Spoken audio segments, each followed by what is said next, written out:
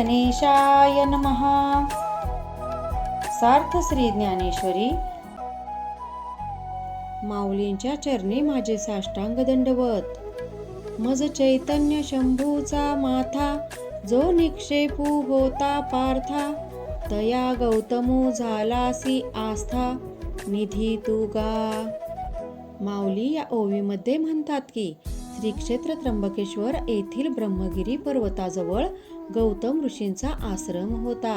त्या आश्रमात अनेक ऋषीगण येत असून त्यात गौतम ऋषींचे अनेक शिष्यही होते। तेव्हा त्या ठिकाणी एकदा गणपतीही आले। गंगाबद्दल पार्वतीला सवती मत्सर वाटत होता, म्हणून तिला काहीही करून बाहेर काढावे असे पार्वतीने गणपतीला सांगितले होते। गणपतीने स्वर्गातील जया नावाच्या स्त्रीला गायीचे रूप देऊन गौतम ऋषींच्या आश्रमातील शेतात चरण्यासाठी पाठविले। गाय ऋषींचे अन्न खात आहे हे पाहून गौतमांनी एक दर्भ तिच्याकडे फेकला।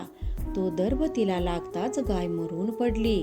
आता काय करावे असा प्रश्न गौतम ऋषींना पडला। त्यांनी गणपतीला सल्ला विचारला।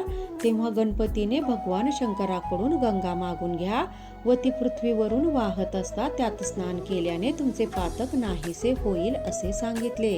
त्याप्रमाणे गौतम ऋषीने उग्र तप करून भगवान शंकराला प्रसन्न करून घेतले। त्यांनी आपल्या जटेतील गंगा पृथ्वीवर सोडली। गौतम ऋषीमुळे गंगा पृथ्वीवर लोक उद्धारासाठी वाहू लागली। त्याप्रमाणे अर्जुनाच्या निमित्ताने गीतारूपी गंगा लोक उद्धारासाठी निर्माण झाली असा अभिप्राय श्री ज्ञानदेवांनी या ओवीद्वारे कथन केला आहे।